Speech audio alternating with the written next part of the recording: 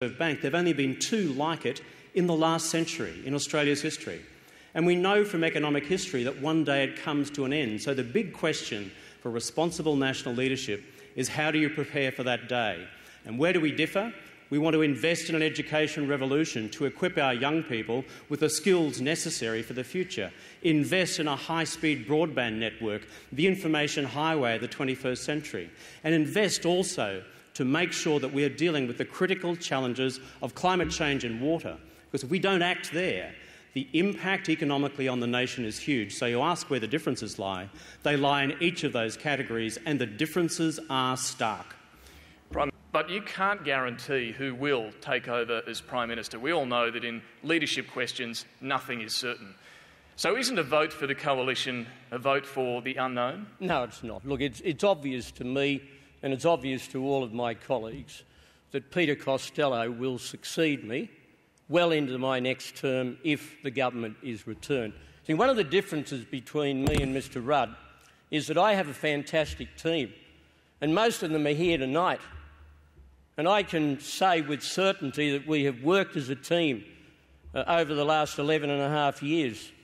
I mean, Peter Costello and I together have worked on building the Australian economy.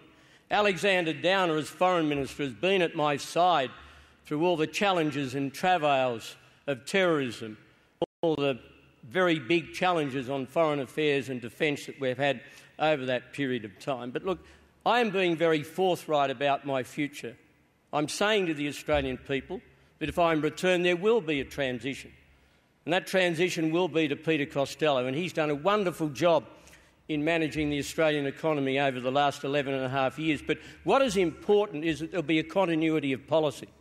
And the reason there'll be a continuity of policy is that we are true believers in fiscal conservatism, in steady economic policy. We are committed to growth policies. We haven't just embraced them as some kind of election eve carrot. We'll have to move it on. A response quickly to that, Mr Rudd. On the question of economic conservatism, let's go to the authority of Ian Macfarlane, the former Governor of the Reserve Bank. Read his Boyer lectures. He's said, and last time I looked, Ian's not a member of the Labor Party, that there is a bipartisan consensus on these central disciplines of ensuring that we maintain budget surpluses and we ensuring that the independence of the Reserve Bank is maintained.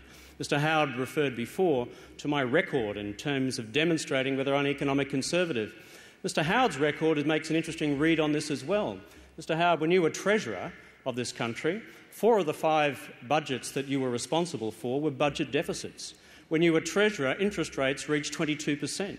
When you were Treasurer, unemployment was 10.4%. When you were Treasurer, inflation reached 11.4%. When you were Treasurer, there were serious problems in terms of the recession, a recession which went deeper than the one a decade later in the early 90s. So if we're going to talk about credentials and experience to demonstrate our economic conservatism, Mr Howard, let's put all the facts on the table.